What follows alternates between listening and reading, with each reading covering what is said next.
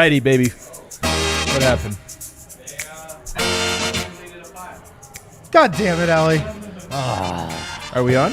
We're live, right? What's up, everybody? Welcome into the pregame show. Let's go. Let's go. Nuggets facing a big test tonight in Beantown, a.k.a. Boston, taking on the Celtics in what is easily the toughest matchup of the season so far for the Nuggets, but an opportunity to use this as a measuring stick. How good are you? To help us go through all of that, I got Brendan Vogt over here. Very excited to watch my Boston Celtics in action tonight. Man, nobody has more writing on tonight than you. This is like your Super Bowl. No, it's fine because they can make it all the way to the finals. I still don't have to sweat it. I love What it. do I I care? love the energy here. What do I care? Everybody went black today but me. Over here, I got Harrison Wind. Yeah. It's Vogt and that guy who wrote that Tatum Jokic article today. Okay, yeah, you Head- brought it up Two already. guys have the most riding on Head to today's head. game. Are you talking about that Boston Red Sox writer that wrote a Tatum That's Jokic exactly article? For what some I'm reason, he talking just about. invoked Jokic.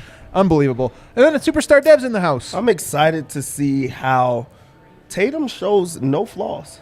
None whatsoever. It's going to be awesome. It does sound like tonight might be, one of those, Tatum night or not. Either way, Vogt's going to be bringing the energy. Guys, we're going to be talking about best duos in the NBA because you got a great duo tonight in Tatum and Brown. You got a great duo in Murray and Jokic. What does it mean to be a duo? Let's go through a list and we'll come up with who's the best.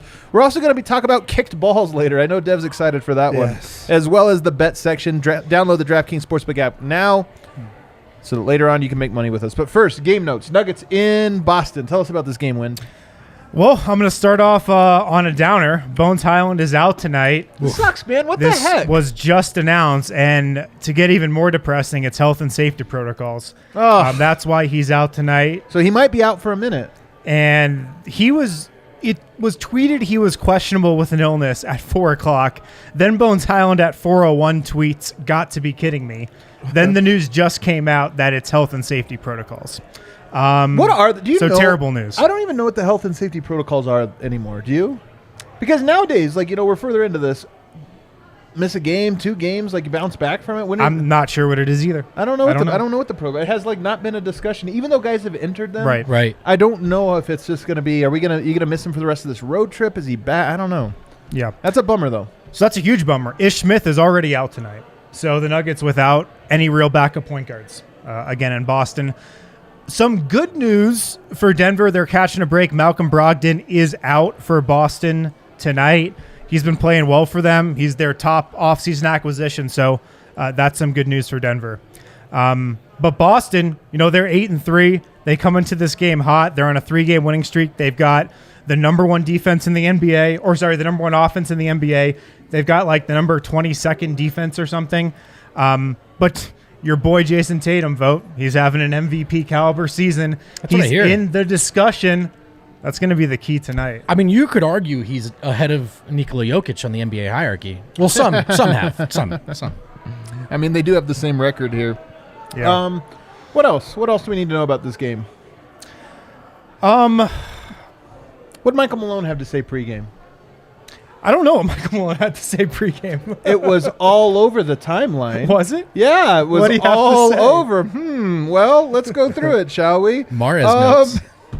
He was mentioning that, and I love this. You know how Michael Malone always has I think we were, and then it's the exact stat. I think Jokic is shooting something like 68.4% this year, and it's the exact number. He had a bad one today. He messed up.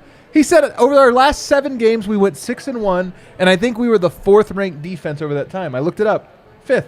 I've never That's seen this before. disappointing. Now, he might be using, maybe he's using cleaning the glasses numbers. That's the only thing I could think of. But he said 4th. They're actually 5th over the stretch, which is meaningful to me, by the way. But he mentioned specifically why. And he said, and I don't like when he uses this, but he says we've had the best 3-point defense. Teams are shooting both percentage, and I can't remember what else he said, and makes. Teams are shooting a bad percentage. I don't know how much you can rely on that. Yeah, get that out of here. What the heck? Whose is that? Get that cup out of there. I don't know how much you can rely on that, but the reason he brought it up, Celtics, they get their threes up. They make them. They have good 3-point shooters. That's actually how they win. Great catch and Denver shoot. has been good at this over the last 7 games. How much of that is variance in a 7-game sample size? How much of that is Denver has found something out? To me, a lot of tonight is going to come down to that very battle. Denver's 3-point defense Boston's 3-point shooting. And how much of 3-point defense is shot luck, right? And I know you point out, that's why you don't necessarily love the stat. Is that reflective of a good approach or just luck? And I don't know with Denver. I don't know. I would probably wager it's more of the latter, to be honest. And Boston is a great catch and shoot team. So discipline on the rotations. This is not a night to lose focus. They can't win. The way they won in Indiana is great. They're not going to win that way tonight. Yeah, they're not going to win that way tonight. Well, you know what? You bring up an interesting point. I thought Jokic was actually very aggressive in the minutes he played last game. And I think he's been actually more sneaky aggressive over the last 3 or 4 games. Tonight, though, I think they need it. They need Jokic, and that's a tough matchup. Al Horford, good defender. It's good for him to set it up as far as trying to be more aggressive. He only played 20 minutes in that game and had 20 shots. So when you give him a full allotment of minutes, he's going to have to score. Yeah. In an Al Horford type of matchup, and also Grant Williams, I'm sure that they're going to switch out.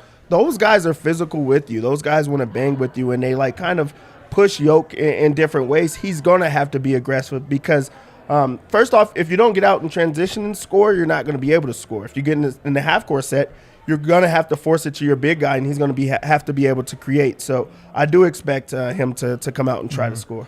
Yeah. What I'm just excited about is this is the Nuggets' biggest test of the season by far, especially because this team now is such a different team, speaking about the Nuggets, than they were earlier in this season.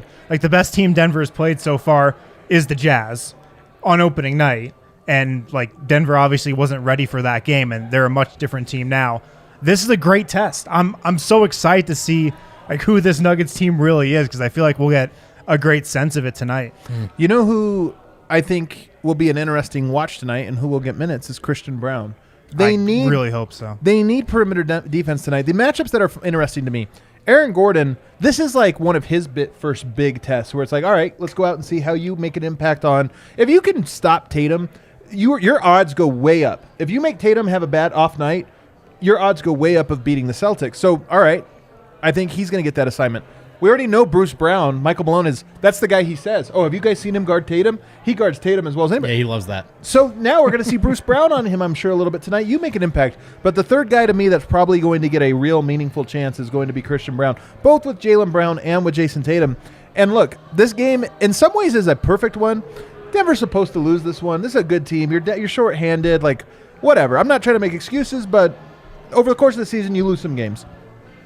But it'd be really nice if those three guys, Gordon, Brown, and Brown, actually make an impact on an MVP candidate caliber player. Yeah, I'm not saying that this is a playoff type of game, but it also gives you your first look at how you're going to defend a team that's really a contender and how you're going to actually be able to play with them. They have 3 guys that really can, that can try to slow a team down, and also that you could give different looks. And you're going to have to use them. You have the young guy in Brown, who I do expect to play minutes off the bench in this game. You also just should, especially if you have a Bones that's out in a game. Then you have, the size with Aaron Gordon trying to slow down Jason Tatum. And then you already talked about Malone believes that Bruce Brown is a guy that can slow him down. And that's our first real test at him guarding a guy of that caliber with that type of size. So this is a barometer type of game. Huge barometer game. Again, if they lose, I don't think you'll be too panicked. Obviously, everybody comes out healthy, what have you, knock on wood.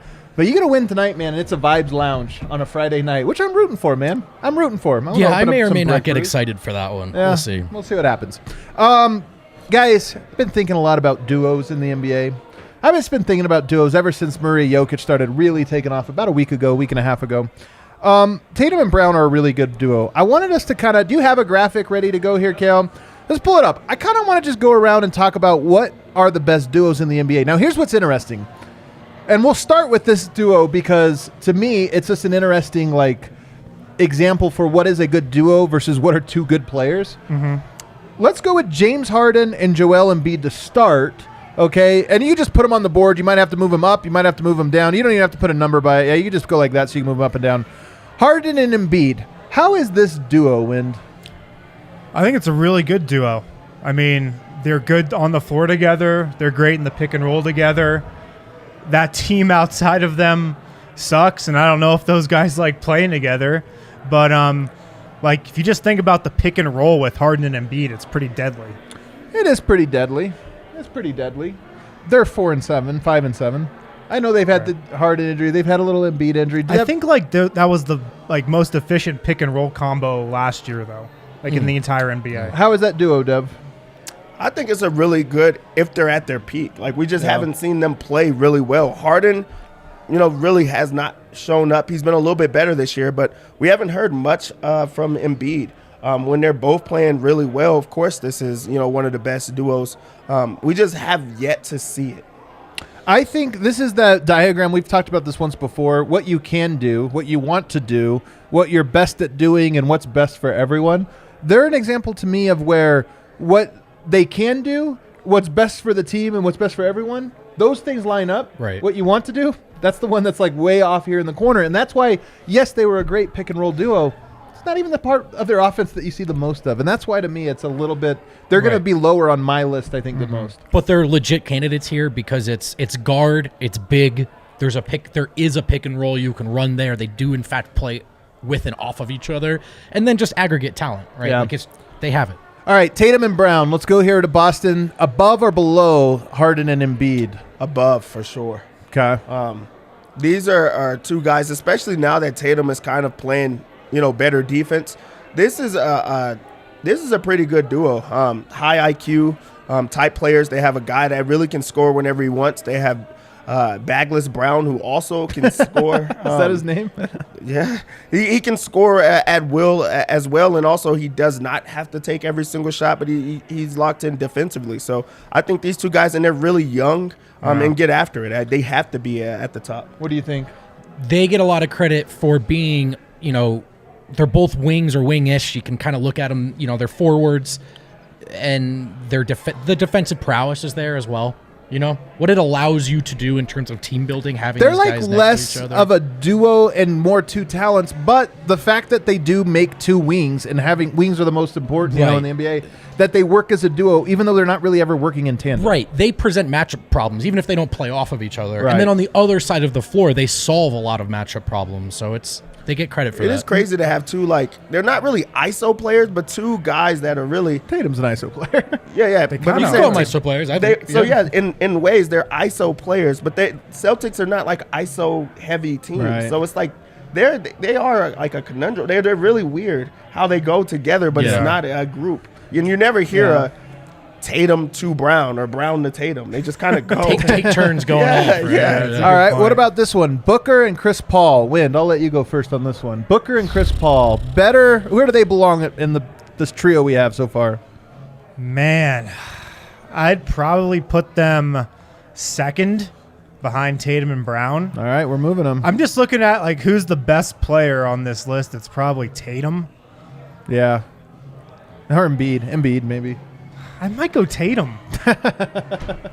This is a real Sophie's choice might go over here. Tatum. Wow. Booker and Chris Paul, they're great. They just got to the finals a couple years ago. This is tough. Are they a duo, though? They're two great players. They're probably more of a duo than Tatum and Brown. No, I think they're the same as Tatum and Brown in that they don't, again, it's not the two-man, it's that they're both guards. They're both pick and roll scoring, they form a duo. I think they have to be a duo because, although Chris Paul, it's the weirdest. He's selfish, but he passes, a lot. Yeah. He's just, ball, heavy, and then Devin Booker gets it in. He can score in every single way. So they have to be a duo because CP3 gets everyone involved, but he's going to, make sure that Booker gets his. All right, this is a spicy one, you guys. Ja Morant, Desmond Bane. An emerging duo. Desmond Bane, man. Incredible year he's having so really far. is. Who wants to take this one first? I'll let you go first. So I think if we're doing this season so far, That's what we're doing. I know, but it's just I don't know if they might Do need it. to. I might need to see more of them. They're definitely above Harden and Embiid right now. They definitely are.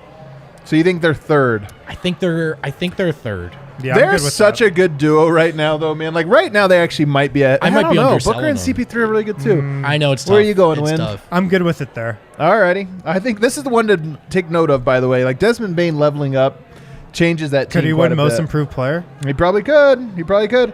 Let's go with Kawhi and Paul George. This is an impossible one. Kawhi and Paul George. No thanks. We just You haven't gotta seen. put him fifth. We just haven't seen Kawhi. Well, at For all. 3 years, Yeah. basically. Yeah, 3 no, years. we saw him in one playoff series. Yeah, there was one high leverage series. That was the last. Actually, if we want to be spicy, the last time we did see them, they did get out-duoed. That's actually Literally what literally happened. out-duoed. Like, we Literally can what say happened. other guys played well, guys stepped up in different moments. I'm not trying to take away from the others, but when it came down to which duo was better in the clutch, one definitely outperformed the other. Yeah, that one's tough. That one's. I didn't see that one coming just because I haven't seen Kawhi at all this year. So you're gonna have them low because you just don't know. Yeah, you You really gotta didn't put hear them about lower them. Yeah, than of everyone course, there. when they're playing, together, they're going to be at the top of the list. Yeah. But like as of right now, we just haven't seen them enough. If you're going to throw that list, you might as well put like Kyrie and Kevin Durant. Whoa. Together. Kyrie and Kevin Durant. Where do we go Where here? would you So like wait, to we rank have them, 5, Dev? so now we have to start knocking people off. Kyrie and KD, do they break the list? No, they don't break this list. I think they do. If What? we're just talking about just at any time, they're good. They're just super. They that's are? elite That's players. insane take They to are? me, man. Yeah, They've they won. got swept. They've They're won a lot elite. together. They look great together. Well, I don't know if we could do the Morant and Bane then, if that's the case. They What do you really mean? haven't won together. I mean, they They played won a series last year. last year. They were well, like they play well. I don't know if it'll be Bane. All right. So you actually would have. Steven Adams? So this is the list we have. Like this, you knock off Paul George and Kawhi. That's all right. You can have your take, Dev. It's fine. No, Stand on I'm your not take. taking off. I'm gonna put Paul George and Kawhi. Okay. You can I would take off I would take off Morant Morant and and Bane. Bane. That's who I would take off. I'm not doing that. That's insane. All right. LeBron. You can have your list, but you actually can't. Executive LeBron veto. and Anthony Davis. Win. They did win a title. Are we talking right now? Yes, right though? now. LeBron and Anthony Davis, are they on this list right now? Yeah, they're probably right there. Right there behind Harden and Embiid. Yeah. No. But ahead of Paul George and ahead of KD and I Kyrie. mean, Paul George and Kawhi Leonard haven't done anything this year. Davis has negative dog in him. I can't put him there, man. He's got no dog in Yeah. him. Yeah, I'm not putting him there. I don't think any of these guys are going to make the list, so we'll keep going. Ingram and Zion. No. Here's the first one to me that is the aggregate talent is somehow less than the. It's like less than a duo. Like as a duo, they're somehow less than the individuals. So this Yeah, one to me, they're they're not great gonna players, crack but this they're not. list. They're not going to crack the list. I don't Yeah. think so. Curry and Draymond. If you're talking about winning, they have to be up there. Yeah. Where are they? I already told y'all who I'm taking out of the list. So, but I'm just saying. So they go above them. So are they behind Booker and Chris Paul? I think so. No way. I do. Steph and Draymond. We've seen it. We've seen them get together and win a whole bunch. Yeah. That's why I have them ahead of Booker and Chris Paul. We have not Oh, seen okay, Booker and okay, Chris yeah, Paul do then that. that And looks honestly, better. I think they might be ahead of Tatum and Brown. You guys know what the number one 5-man lineup in the NBA is? The Warriors starting lineup. The Warriors are 4-7, and they have the best 5-man lineup in the NBA. You want to talk about some it's kind of actually fun. Embiid has to now carry without Harden, 0-2 so far. Warriors, everybody that trashed Jokic's, like, oh, well, he's not that good, the on-off numbers don't mean anything, are finally realizing that even if Steph is a plus 20, they could still lose. That's what's happening to the Warriors right now. Yeah. I think they're the put number them one. I'd put them one, I too. put them number one. They got 4 titles, large part because of those two guys. I mean, they've had great teams. I like that. I think But the that's right. chemistry of Steph and Draymond to me They're is like, an come easy on. one, I think. I think they're a relatively easy one. All right. Those are the ones I came up with. There's other duos in the league, but I think they're all clearly Can I just below. give you what Giannis, Chris? That's not a duo, though. They're good players. Like Giannis, that's like Giannis is really good. Yeah. Drew and Middleton are pretty good, but Giannis is great. To me, that's not a duo. How is that any different than Tatum and Jalen Brown? though? Because I guess 'cause- Tatum is way better than Jalen Brown. Because Giannis is like not Tatum and Brown are like they play the same like type. They're like wing. Giannis does everything. He plays center. He plays pull. He brings the ball up. He That's plays what forward. Draymond does. Draymond's the forward. They're the pick and roll partner. They run the 2-man action together. You could do that. I mean, I just think it gets hard when you get to the Giannis Middleton thing. It's that Giannis is great and Middleton's really good, and so together they make a high one. But I just don't think they're. Do you think of them? Am I wrong? Do you think of them as a duo? I mean, I don't think of Tatum and Jalen Brown as a duo. I think they but- fit the You don't? criteria the No. same way some other players do on this list. Where would they go if you put them on there? What was it? Steph and Draymond. Who'd we have to? Booker and Chris Paul. Booker, Chris Paul. I mean, maybe you'd have them too. Just because they've Is won. that a duo? Does that make sense to you? I mean, I don't know. That one's too tough for me. I wouldn't put him there anyway. I think that Giannis is insane. They're And just not a it's duo to Giannis me. is- There's I not a just duo. think they're a duo in the same way Tatum and Jaylen Brown are. All right, I think it's a little different. And then you could also say Jimmy Butler and Bam Adebayo, but even that one to me is a little bit different. It's just not quite the same. I wouldn't have him on this list probably. All right, so Murray, Jokic. Bring it up again here. Murray and Jokic, to me, I think everybody would say his aggregate talent is below most of the guys on this list just because we don't know where Murray's quite at just yet or what have you. The thing is, they are the best example. Outside of Steph and Draymond, they're the best example of together they somehow it's like you add a 10 and an 8 and you get a 20. You know what I mean? Like it goes above what the math says it should. They're a real duo. They They're play a real off duo. of each other. They manipulate each other's gravity. They would easily knock off Morant and Bane. So where are you putting them? Duos, Dev. Morant and Bane. So they're fourth. Yes. Booker and CP3 is a better duo. Yeah. no. No. no. I haven't seen I wanted them to go against each other. That's when we couldn't. We Yeah. got robbed of that opportunity to see how that would look. I would put them on top of Booker and CP3. So you'd put them 3 behind Tatum and Brown. Yeah, I would. All right. What about you, Wind? 2. You would have them 2. Yeah. I have them too because I think part of it is they're a real duo. Yeah. You're going to think of the Jamal and Murray two-man game in a way that doesn't really apply to anyone else on this list except for Steph and Draymond. And there's a bigger thing than that. There was a lot of talent on those teams. It wasn't just a duo, but they do play off of each other. You think of the way Curry moves off ball when Draymond has the ball. That's a duo. Yeah. I do think it's cool that Jokic has the MVPs. Durant and Bane. He is Durant and Bane. Yeah, look at that. Because Jokic is like the MVP and everything else, and he deserves his own sort of like part in all of this. But I do love thinking about Murray and Jokic as a duo because they just fit together. Yeah. Peanut butter and jelly. Guys, Zach Lowe had an article today, and it was an interesting one. I don't know if you caught it. His list 10 things he likes and dislikes. He does it every week. Disliked. I can't believe Zach did this to me. Dislikes the fact that Jokic is kicking the ball so much. And let me give you some crazy stats here. Jokic has 8 kicked balls. Michael Malone, after the game, by the way, specifically pointed this out. Did you catch that in the postgame? He specifically said Jokic's hands are so good in passing lanes and also his feet. He kicks a lot of balls or whatever. He brought it up, and I'm sure that's how Zach Lowe, was starting to think about this. He has 8. Last year, Vucevic led the NBA with 11. What? Jokic is about ready to surpass last year's high. And here's what I keep thinking about. Jokic is always willing to find guys put their hands on his chest. He grabs the arm and rips up and gets a foul draw. He always finds these little. Why does he shoot when somebody fouls him in the backcourt? He always goes up because he's trying to say by the letter of the law, I can exploit this. To me, the kick. I can't believe Zach Lowe is against this. I am so for it for a couple reasons, but the number one reason is bigs are at such a disadvantage in pick and roll. In today's NBA, bigs are at you can't touch a guy. You can't breathe on a guy. They could bump into you. They could jump sideways. They could rip their arms. They could do any number of things, and they have the advantage. To me, having to play like that, if you can get a kick on it and it resets the clock to 14, that's a great play. I'm for it. So he's just pissed off that he's stopping the play with kicking it? What's he mad about? He's saying that's not a basketball play and they should start penalized. He suggests a whole number of things. Maybe you get 1 free kick a game, but the second time you do a kick, even if it's on accident, you get a penalty like the other team. I'm like, no, man. Kick the ball. Bigs can't do anything. They can't touch you. They can't lean on you. They can't breathe. If they can use their feet to kick a passing lane, to me, I'm like, do it. Also, it's the advantage for the big man who's now already at a disadvantage because they're getting put in all these pick and rolls with guards that they can't stay in front of. So they're trying to stop the play so that they can reset and you have to play hard.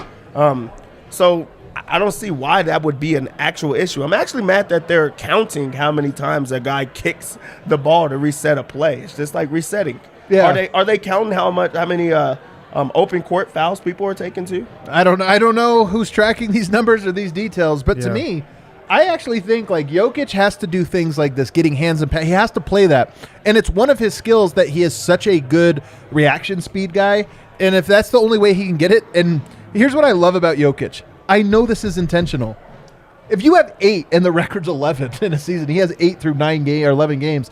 I know that that's a thing that he's like, you know what? I'm going to start doing this more. Well, it's one way to take away the pick and roll. Yeah. It's also, some folk have talked to us in Serbia about, one version of like a Serbian way of going about Love things this. is if you can find an advantage and it's there for you, particularly if it's built into the system, then you take it. You take it. Playing cards. Like, there's this, like, cheating is like, hey, if you're not cheating, you're not trying. There's, Right. like, a built-in cultural... Especially under the logic of, an external bias against us, right? So Right. you take an advantage if you find it. And this is the thing. It's against the rules, but it's not penalized. Right. It's not penalized. So why would you not do it? I actually don't care, and I don't care Right. if he kicks the ball. That being said, they need to like get on the same page with how they call kicks. Like anytime it touches your foot, they just call a kick. Right. It's like it's officiated so terribly, kicked balls.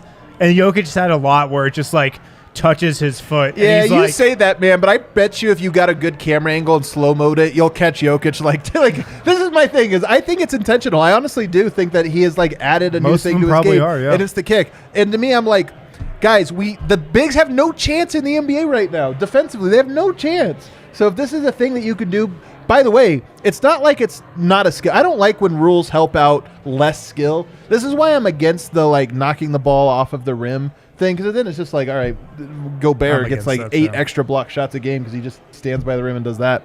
But that doesn't take a lot of skill. This one actually does take hand-eye coordination, anticipation, and what have you. So I'm all for it. it's also just like a reaction.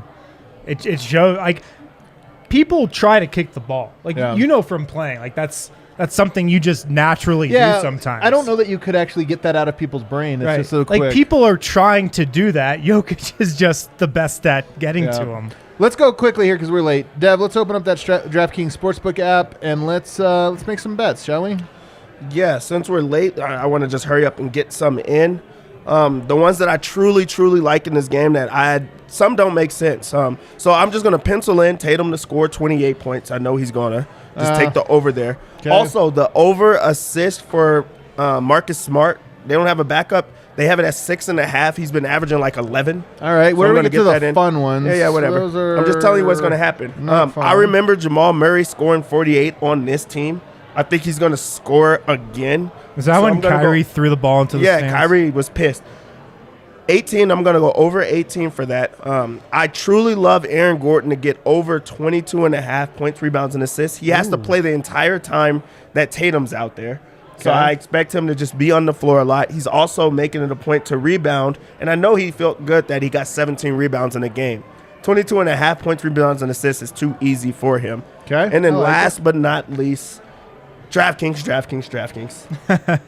The lock. MPJ is going to play 10 minutes, so I know that he's going to get over 2.5 three-pointers. Let's lock that thing in as fast as you can. He's going to get it, and they lowered it for some reason. Because they're good defense. That's why. Like, you don't think it matters. Not for him. He's a three-point shooter, and no one can block anything that he does. No. Man, this line, I'm telling you guys, here's the crazy thing for me, Dev, because I do not feel good about this game. It opened up at, what, 5.5? Guess what it is right now? 3.5. 3.5. All the smart money is coming I in really on guessed Denver that. Even right now, with and I Bones don't- Highland out? It's like Wow. I'm telling you, I don't understand it either. Let's build a quick single game parlay here. I do 10 think that legs. Jokic is going to score some points tonight. I'm going to be conservative on this single game parlay, say 21.5. I just think that you're going to need him to be dominant tonight. I think tonight might be one of the nights that he makes like, hey, there it is. That's the game we wanted to see from him.